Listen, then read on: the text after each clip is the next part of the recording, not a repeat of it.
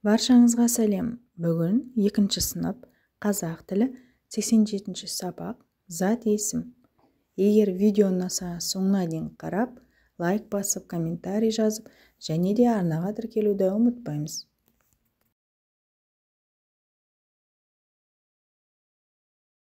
Зат есім. Бұл тақырыптан біз зат есімдерді тауып, сұрақ қоюды үйренеміз. Және де өлең мазмұны бойынша сұрақтар қоя алатын боламыз. 10-шы жаттығу. Өлеңді түсініп оқы. Шағала көлін қорғайды, шопан төлін қорғайды. Егінші жерін қорғайды, батыр елін қорғайды. Өлең мазмұны бойынша сұрақтар қой және жауап бер. Қарамен жазылған сөздерге сұрақ қой. Қарамен жазылған сөздер бұл жерде шағала, шопан, егінші, батыр. Шағала не, шопан кім, егінші кім, батыр кім. Енді берілген ережеге мұқият қарайық. Адамға қатысты сөздерге кім кімдер, заттар мен жануарларға не нелер деген сұрақтар қойылады. Келесі 11-ші жаттығу. Кестені толтыр.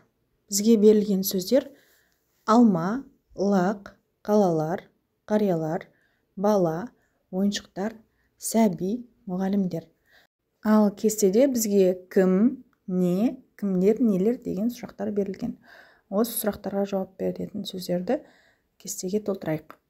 Кім, бала, кім, сәби, не, алма, не, лақ. Кімдер, қариялар, кімдер, мұғалімдер, нелер, қалалар, нелер, ойыншықтар.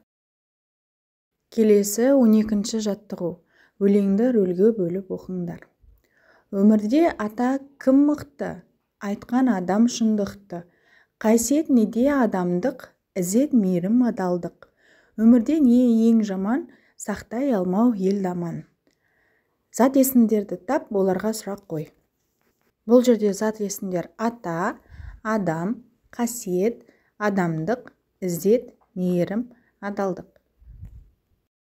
Енді осы сөздерге сұрақ қойсақ. Кім ата, кім адам, не қасиет, не адамдық, не ізет, не мейірім, не адалдық. Келесі шығармашылық үзіліс. 13-ші жаттығу. Ойлан тап. Саған кім болады? Әкеңнің әкесі ата, әкеңнің анасы апа. Анаңның әкесі нағашы ата, анаңның анасы нағашы апа. Өзіңнен кіші қыз болса сіңілі, өзіңнен кіші ұл болса іні. Тапқан сөздеріңнің зат есім екендігін дәлелде. Бізде сөздер ата, апа, сіңілі, іні. Яғни барлығы да кім деген сұраққа жауап береді. Ал зат есім бізде кім не, кімдер нелер деген сұраққа жауап береді. Сондықтан да бұл сөздер бізде зат есім болып саналады.